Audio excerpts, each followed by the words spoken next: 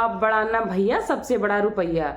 ये भी क्यास लगाया जा रहा है, ऐसा तो नहीं कि इसमें इनको मनाया जाएगा और फिर से जगत जीजा बनाने की कोशिश की जाएगी। तो भैया तो बहन तुमने पकड़ा ही कब, तुम पकड़ ही कहाँ पाई किसी को। सब तो भाग रहे, अगर तुम पकड़ ली होती तो इधर उधर सब ऐसे अभी भी मुंह नहीं मार रहे होते।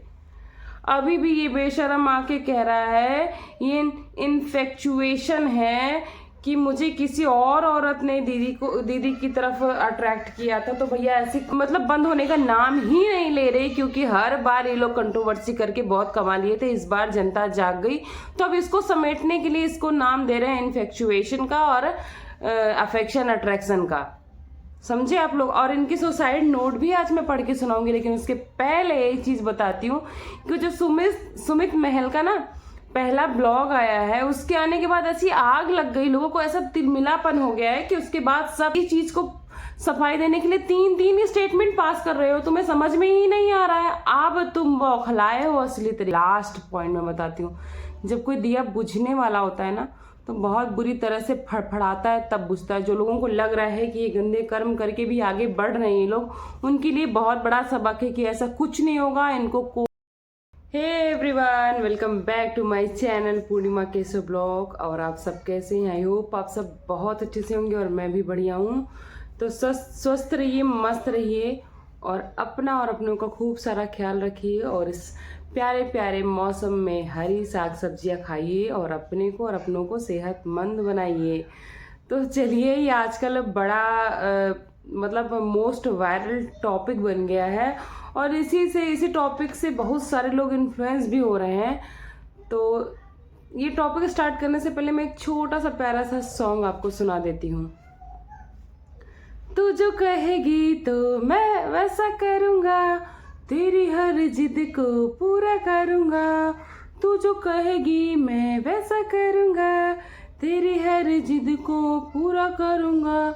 चलो बाबा हंस दो, मैं भूल गई लेकिन जो इसके 2 लाइन है ना इम्पोर्टेंट, वही आपको बताती हूँ। तो भैया इतनी गंदगी मचाने के बाद अब भैया आ गए हैं अपना ही क्या करने के लिए, कबूलनामा देने के लिए, कन्फेस करने के लिए कि भैया मैं ही गलत हूँ, दीदी सही है। और ये दीदी की जिद थी कि तुमने मुझे बर्बाद किया ना, अब तुम ही सही करोगे और कोई नहीं। और दूसरी बात, जो ये इवेंट हो रहा है, इसका भी धमाका मैं बता देती हूँ आप लोग को। इवेंट का तो बहुत सारा वर्जन देख लिया होगा आपने, इसीलिए मैं ये वीडियो ना थोड़ा सोच समझ के लाती हूँ। आपको हर बार बोलती हूँ कि वीडियो में लाती थोड़ा देर हूँ, पर बहुत ही परफेक्ट नॉलेज के साथ लाती हूँ, बहुत रिसर्च करने के बाद। तो इवेंट का जो असली वर्जन है ना, मैं बताती हूँ आपको मैं, क्योंकि आप तक आपने बहुत सुना होगा ये चीफ गेस्ट, वो चीफ गेस्ट, ये वो, लेकिन असली चीफ गेस्ट कौन है वो मैं आपको बता देती हूँ। तो आप पहले ध्यान से सुनो।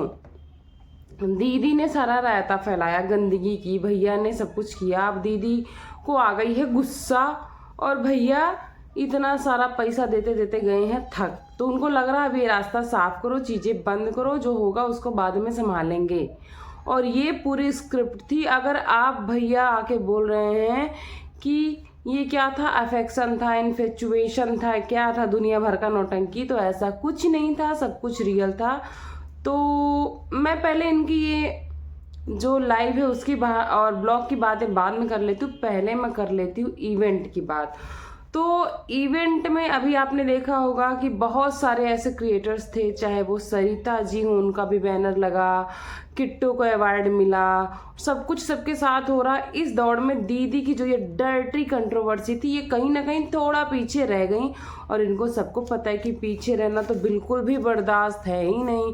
उसके लिए इनको कुछ भी बेचना पड़ जाए, अपने पति को, बेटे को, अपने को, कुछ भी बेचना पड़ जाए, ये सब कुछ तैयार हो जाती।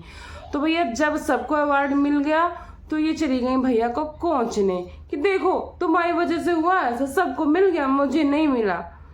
तो इस जो इवेंट की पहली लिस्ट तैयार हुई थी उसको कैंसिल करा के लप्पू भैया ने खरीद लिया है इनविटेशन दीदी के लिए। जी हाँ, उनको ये इनविटेशन आया ही नहीं है, ये सिर्फ और सिर्फ खरीदा हुआ इनविटेशन है। अब आप बोलोगे आप कैसे कह सकती हो, क्योंकि इसके पहले जो नाम फाइनल हुए थे वो अलग थे। और India's most popular talented YouTuber यही है क्या? सच ये है? ये क्या इन्फ्लुएंस कर रहे हैं पब्लिक को कि कैसे भैया को सैया बनाओ, कैसे सी स्किन केयर लगा के दुनिया को चूतिया बनाओ, कैसे अपने घर वालों को बेच के पैसे कमाओ, कैसे अपनी इज्जत पे ये इन्फ्लुएंस कर रहे हैं। ये बहुत टैलेंट है, ये इनका टैलेंट है, कुछ नहीं है। ये केवल और केवल पैसे के दम पे इनविटेशन को खरीदा गया है और पब्लिक को सी बना दिया गया एक बार फिर। तो जी हाँ, ये जो हो रहा है इवेंट जबलपुर में, इसकी मेन चीफ गेस्ट अब जो एकदम मोस्ट लेटेस्ट लिस्ट है उसमें वो मेन चीफ गेस्ट हैं किंजल शाह, जिनको आपने अनुपमा में भी देखा होगा। और दूसरी जो चीफ गेस्ट है वो है हमारी जगत दीदी। हाँ, दीदी को मिल गया इनविटेशन मिला नहीं है, खरीदा गया है। क्योंकि जो लोग कह रहे थे ना कि अभी ये होगा, कर्म आएगा, तो दीदी को बर्दाश्त नहीं था, दीदी ने लगा दिया भैया को फिर से पिन, और भैया ने कर दिखाया। जो लोग बोल रहे थे ना कि दीदी का धंधा चौपट करेंगे, दीदी को बदनाम कर देंगे, दीदी को ये कर देंगे, तो दीदी ने क्या क्या उन सब के ऊपर पैर रख के और आगे निकल के दिखा गया कि अब मैं खूब तरक्की करूंगी, खूब कमाऊंगी। तो तरक्की करने का अगर ये मीडियम होता है, ये इन्फ्लुएंसर हो आप, तो हमें कोई जरूरत नहीं है आप जैसे इन्फ्लुएंसर की। पब्लिक आप बताना कि क्या आप लोग इस तरह से तरक्की करना चाहते हो? और पता है कुछ ऐसे रिस्पेक्टेड लोग हैं जो ऑब्जेक्शन कर रहे थे कि अगर ये लोग आए ना, ये आए स्पेशली, तो मैं नहीं आऊंगी। लेकिन भैया आज के टाइम में कहते हैं ना, बाप बड़ा ना भैया, सबसे बड़ा रुपया। जो है स्निग्धा, शायद स्निग्धा नाम है, जो इसकी होस्ट है और जो इसके ऑर्गेनाइजर हैं, उन्होंने भैया सबको साइड करके इनको इनवाइट किया है। लेकिन अगर ऐसा हो रहा है तो बहुत हद है यार। क्या आप YouTube पे सर्च करो कि यही है मोस्ट टैलेंटेड यूट्यूबर? क्या है यार, पर क्या हो गया है लोगों को? लेकिन कुछ भी हो गया हो, कहीं भी चली जाए पैसे के दम पे या फिर बदतमीजी के दम पे, अगर ये कंट्रोवर्सी नहीं होती तो क्या ये इतनी फेमस होती? इन्होंने फेमस होने के लिए ये कंट्रोवर्सी करा ली अपनी इज्जत ताक पे रख के। तो मुझे तो नहीं लगता अगर ये कंट्रोवर्सी नहीं होती तो इनको लोग इतना समझ पाते। पब्लिक चिल्लाती रह गई यार, बहुत चिल्ला रही है पब्लिक कि इनको बाइकआउट करो, जो हमारी पढ़ी लिखी अच्छी जनता है। लेकिन क्या हो गया लोगों के टेस्ट को, क्या हो गया लोगों की सोच को कि इनको प्रमोट कर रहे हैं? प्रमोट करना है यार तो कोई ऐसे बंदे को प्रमोट करो जिससे हम कुछ सीख सकें। लेकिन आप सब इस कंट्रोवर्सी को, ये डर्टी को प्रमोट कर रहे हो, इस गंदे ब्रांड को, ये लप्पू को प्रमोट कर रहे हो। क्या हो गया? और पता है इस जो इवेंट में है महल परिवार के आने की भी संभावना है। तो ये भी कयास लगाया जा रहा है, ऐसा तो नहीं कि इसमें इनको मनाया जाएगा और फिर से जगत जीजा बनाने की कोशिश की जाएगी। तो भैया इस बार ऐसा कुछ नहीं होगा, क्योंकि जनता जाग चुकी है, पब्लिक जाग चुकी है, और मुझे नहीं लगता है जनता इसका फेवर करेगी। फिर भी दीदी तो किसी को फर्क ही नहीं पड़ता, जो इनको करना होगा करेंगी ही। तो चलिए हम लोग भी वेट करते हैं कि आगे वाला धमाका क्या होने वाला। और डेट भी बता दूं, डेट इसकी है 10 जनवरी 2025 को ये इवेंट ऑर्गेनाइज किया जा रहा है जबलपुर में, जहाँ के हमारे जगत भैया हैं, जगत भैया नहीं, जगत जीजा जी। तो पहले मैं एक मनीषा की कम्युनिटी पढ़ देती। मनीषा ने कम्युनिटी लगाई है, मेरे साथ मुझे आज बहुत हंसी आ रही है, मेरे साथ अच्छा खेला गया, मैं छोड़ूंगी नहीं किसी को, अब किसी को भी नहीं। तो बहन तुमने पकड़ा ही कब, तुम पकड़ ही कहाँ पाई किसी को? सब तो भाग रहे, अगर तुम पकड़ ली होती तो इधर उधर सब ऐसे अभी भी मुंह नहीं मार रहे होते। अभी भी ये बेशरम आके कह रहा है ये इन्फेक्चुएशन है कि मुझे किसी और औरत ने दीदी की तरफ अट्रैक्ट किया था। तो भैया ऐसी कौन सी औरत थी जो इनका फायदा कराने के लिए तुमको धक्का मारी और खुद नहीं फायदा ली? इनको यानी कि प्रोवोक किया गया, पर ऐसा कुछ भी नहीं है। अगर ऐसा कुछ होता, ये सब झूठ होता, तो फिर दीदी खुद आके क्यों बोलती, उनका भैया छेनू आके क्यों बोलता कि हाँ मेरी बहन कैरेक्टर लेस है, और इन्होंने ही खुद आके बोला ना, रोते हुए गिड़गिड़ाते हुए, कि मैं चाहती तो लेके भाग जाती, मैं नहीं गई ना, मैंने नहीं किया ना शादी, मैंने ये नहीं कह रहा तुम कहाँ से कर लेती, तुमको पता तो तुम की होती ना तो बढ़िया से बजाई गई होती, कि तुम्हें उठने बैठने के लिए तरसना पड़ता, हल्दी दूध पीना पड़ता, तो तुम ये नौटंकी तो करना अब बिल्कुल भी छोड़ दो, समझी। और ये बोलती मैंने बहुत बड़ा एहसान किया है लप्पू भैया को लप्पी के लिए छोड़ के, ऐसे छोड़ा है तुमने, ऐसे कि उसको पूरी तरह से टॉर्चर कर दिया है, मेंटली डिस्टर्ब। और सबसे बड़ी बात जो ये आज आके लप्पू भैया कह रहे मेरा एक अफेक्शन था, अट्रैक्शन था, तो तुम्हारी ही कॉल रिकॉर्ड में बोला गया है कि दीदी ने रो रो के तुमने बोला है कि दीदी ने मुझे बोला था मैं तुम्हारी अगले जन्म में दीदी नहीं कुछ और बनना चाहती हूँ, मैं बीवी बनना चाहती हूँ, और तुमसे ही पूछा गया है, थर्ड पार्टी ने तुमसे डायरेक्ट पूछा है क्या तुम मुझसे शादी करोगे, बोले हाँ, क्या तुम उसको मकान बना के दोगे, हाँ, तो ये सब क्या था, ये तो स्क्रिप्ट थी कहीं ना कहीं, लेकिन इस स्क्रिप्ट में 100% स्क्रिप्ट नहीं थी, ये स्क्रिप्ट शुरू हुई थी रियलिटी से, बन गई स्क्रिप्ट। अब स्क्रिप्ट जब इनके कंट्रोल में नहीं रह गई, बिल्कुल मतलब बंद होने का नाम ही नहीं ले रही, क्योंकि हर बार ये लोग कंट्रोवर्सी करके बहुत कमा लिए थे, इस बार जनता जाग गई,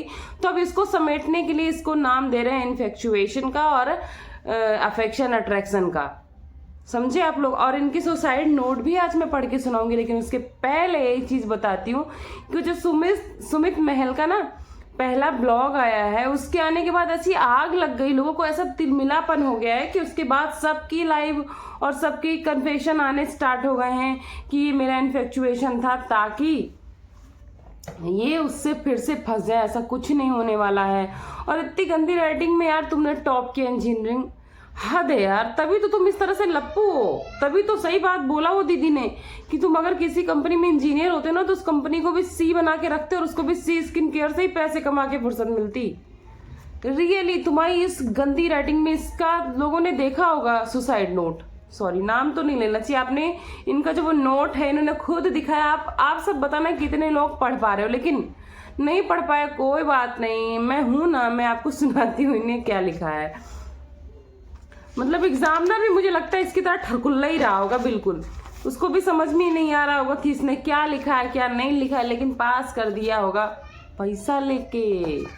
चलो बताती हूँ, इन्होंने लिखा मम्मी पापा दिल से सॉरी, आप सोचते हो कि लप्पू आपका बहुत बहादुर बेटा है, आप सोचते हैं कि मैं बहुत मजबूत हूँ, सबसे ज्यादा तकलीफ मुझे 6 डेट को हुई, मतलब 6 तारीख इन्होंने डाला है, अब आप लोग आगे बता देना। और अपनी बीवी के लिए भी इन्होंने एक बहुत बड़ी बात बोली है, क्या बोली मैं बताऊं, तुम बहुत अच्छी हो बहन, नहीं बहन नहीं यार, बीवी लप्पी, तुम बहुत अच्छी हो लप्पी, मैं तुम्हारे लायक नहीं हूँ, तुम हमेशा खुश रहो और कोई अच्छा लड़का देखकर शादी कर लेना। बहुत दर्द है मेरे सीने में, दिल तड़प रहा है, दर्द डिस्को हो रहा है मेरे दिल में। और भैया इतनी अच्छी थी, जब तुमको दूसरी शादी इनकी करानी थी तो वो चीज़ मैंने पहले ही बोला कि उसने डाइवोर्स का पूरा बैकग्राउंड सेट करने की कोशिश की है, लेकिन ये अपने ही जाल में फंसता हुआ नजर आया जब ना, कि अब मैं ये खुद ही जब रास्ता ढूंढने से नहीं इसको मिला, तब ये इसने दूसरी रचना रची। चलिए आगे स्क्रिप्ट इनकी नोट में सुनती हूँ। मेरी इतनी बेइज्जती हुई है, मैं नहीं भूल पा रहा हूँ दीदी को, मैंने सबसे ज़्यादा प्यार किया, भूल गया था कि वो बाहर के रिश्ते हैं। मैंने दिल से हर एक चीज़ की जो अपनी ज़िंदगी में, मेरी अपनी ज़िंदगी में उलझने बढ़ा रही हैं, मुझे खुशी है बहुत। और अरे यार इसकी राइटिंग बिना हद है, समझ नहीं आती। और ये पहला आदमी है दुनिया का जो अपनी नोट डैश नोट खुद पढ़ रहा है, अदरवाइज पढ़ने के लिए कोई बचता ही नहीं है, पर 1 चम्मच मोर्टीन से ये पढ़ भी सकता है।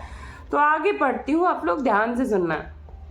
मैं उस खुशी को देख तक नहीं पा रहा हूँ, और मैं गया था सरप्राइज देने और मुझे उनके ही माँ और भाई ने बदनाम कर दिया। जो कल उनके माँ भाई ने किया वो असहनीय था। ओफो, जिसको अपना माना था वो गैर बनाकर फेंक दिया। हे हरिनाम, इनको फेंक दिया, लात मार के भगाया था तुमको, और तुम आज फिर भी उसी के कदम पे चल रहे हो, तेरी हर जिद को पूरा करूंगा। ये क्या हुआ? मेरी जिंदगी में जहर घोल दिया गया, भड़काया गया, मेरे अनमोल रिश्तों से मुझे दूर कर दिया गया, मुझे अपनी बेइज्जती बर्दाश्त नहीं हुई, अब मैं नहीं रह सकता, सॉरी, मुझे माफ़ करिएगा। अब कहीं की नहीं, पता नहीं क्या समथिंग समथिंग, यार बहुत बुरा लिखता है, ये समझ में भी नहीं आता, इतना रोया है ना कि। और इसको एक रेड कलर से पता नहीं क्या अट्रैक्शन है, और टॉवेल भी लेके गया था, साफ सुथरा एक लाल सफेद टॉवेल, पूरा भीग गया था, इतना रोया है बंदा। और एक बात बताओ कि जो लोग बोल रहे हैं लप्पी स्क्रिप्ट में स्टार्टिंग से शामिल नहीं थी, मैं बताती हूँ, जो इसकी वो वीडियो आई है ना रोते हुए, अब भी जाके देख लेना आप लोग, वो पूरा स्टार्टिंग में शामिल थी। उसको पहले तो डाउट था, डाउट के बाद इसके पति ने लिया कॉन्फिडेंस में कि अब इससे बदला लूंगा, तो इसके लिए चलो स्क्रिप्ट तैयार करते हैं। तो उसको जब उसका सौतन रिवेंज मोड ऑन करके उसको बिठाया गया, तब वो इनके स्क्रिप्ट में थी, लेकिन जब उसको लगा कि मैं स्क्रिप्ट में फंस गई हूँ, तब वो अपना इंडिविजुअल खेलने लगी है। अब वो अपनी ही स्क्रिप्ट में समझ नहीं पा रही कि अभी मैं स्क्रिप्ट में हूँ या फिर रियल में। तो मैं बताती हूँ कि कैसे स्क्रिप्ट में थी। जो वीडियो इनकी रोते हुए शूट हुई, उसमें आप देखना कि ये जहाँ होटल के रूम में वीडियो शूट कर रहे हैं, रो रो के गा गा के टॉवेल भिगो के, वहां पीछे से कुछ लोग का आना जाना है और इन्हीं की आवाज में आ रहा है, लप्पी की आवाज में, रुको रुको अभी तुम लोग वही रहो, अभी वीडियो शूट हो रही है।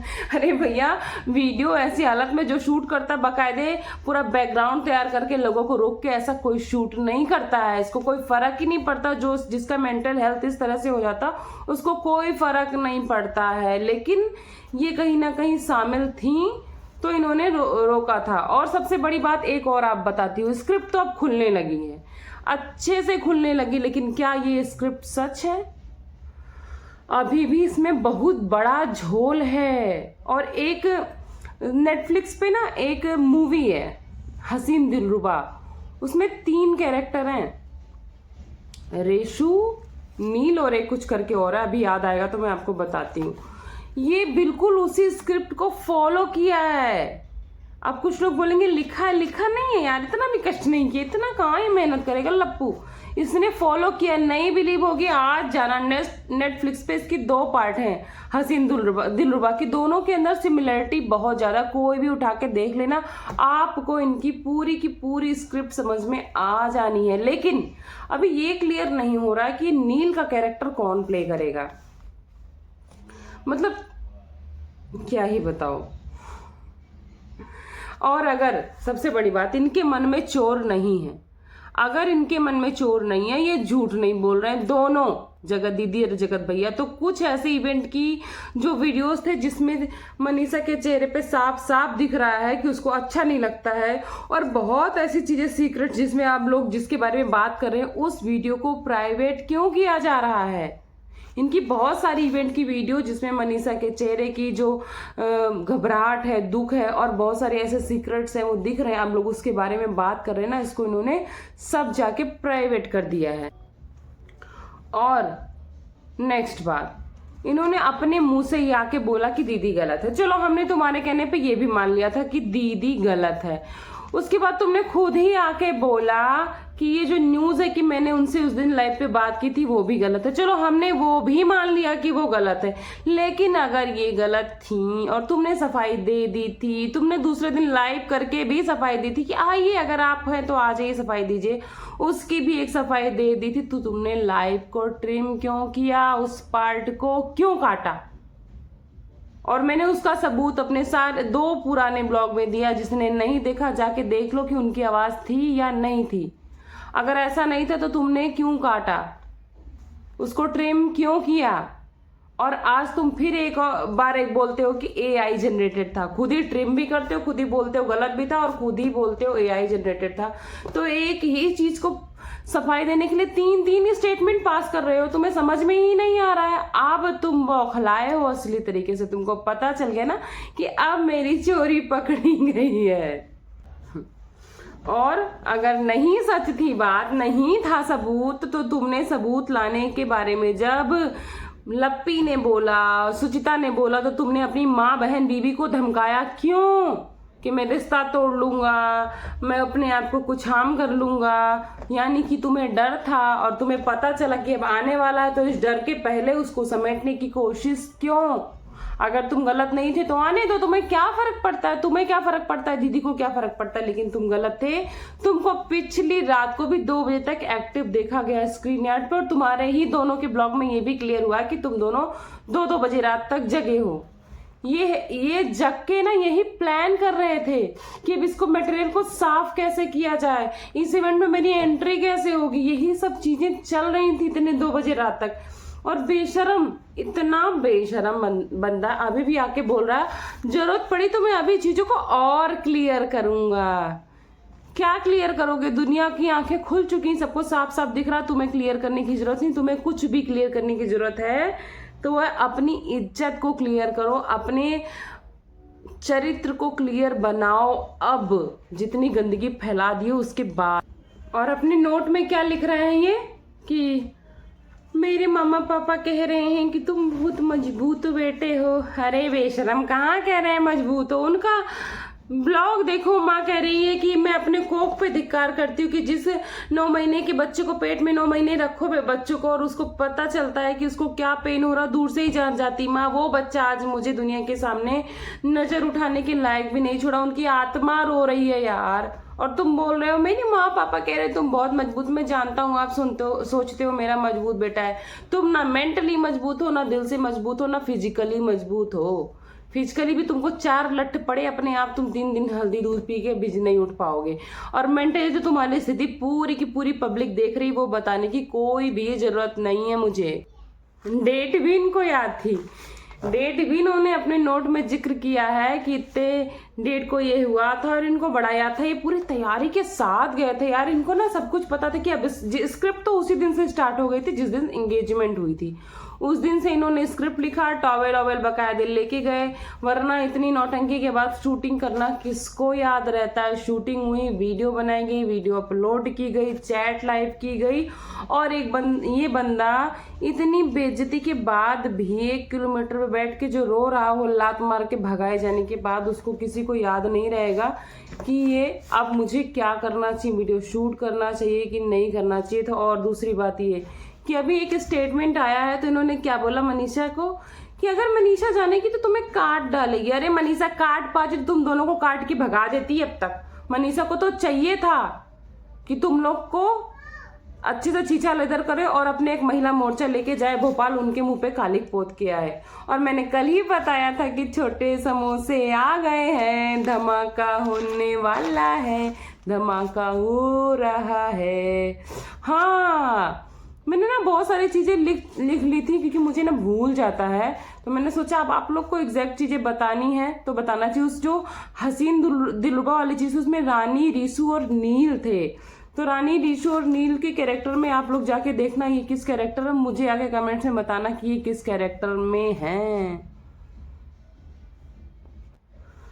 तो लेट हो गई वीडियो को एंड करना, लेकिन उसके पहले मैं इनकी झूठ की एक और प्रूफ बता देती। इन्होंने बोला था कि मैं स्कूल का आपको दिखाता हूँ कि पुराना स्कूल कैसा था, अब स्कूल कैसा, और उन्होंने पूरे ब्लॉग में ऐसा कहीं भी कोई फोटो नहीं दिखाई। मतलब ये कहते कुछ और है और करते कुछ और। और सबसे लास्ट पॉइंट मैं बताती हूँ, जब कोई दिया बुझने वाला होता है ना तो बहुत बुरी तरह से फड़फड़ाता है तब बुझता है। जो लोगों को लग रहा है कि ये गंदे कर्म करके भी आगे बढ़ रहे हैं लोग, उनके लिए बहुत बड़ा सबक है कि ऐसा कुछ नहीं होगा, इनको कोई रिस्पेक्ट नहीं मिलने वाली है। तो इस चीज़ों से इन्फ्लुएंस होने की बिल्कुल भी ज़रूरत नहीं है, बिल्कुल भी। इन लोगों को केवल बायकॉट करो, अनसब्सक्राइब करो और इनको निष्कंटक राज नहीं करने देना है YT पे। तो इन्हीं चीज़ों के साथ मैं अपनी वाणी को विराम देती हूँ। Thanks for watching Purnima Keshav blog. और आप लोगों से रिक्वेस्ट करती हूँ कि मेरे चैनल पे नए हैं तो चैनल को सब्सक्राइब करिएगा, वीडियो को लाइक करिएगा और कमेंट सेक्शन में अपना एक प्यारा सा कमेंट छोड़िएगा। मैं हर कमेंट्स का पर्सनली रिप्लाई करती हूँ। बेल आइकन तो प्रेस करना बिल्कुल भी आप भूल नहीं सकते, क्योंकि मेरी आने वाली कोई भी नई वीडियो का नोटिफिकेशन सबसे पहले मेरी प्यारी प्यारी ऑडियंस को पहुँचना चाहिए। तो चलिए मिलती हूँ नेक्स्ट वीडियो में, बाय बाय।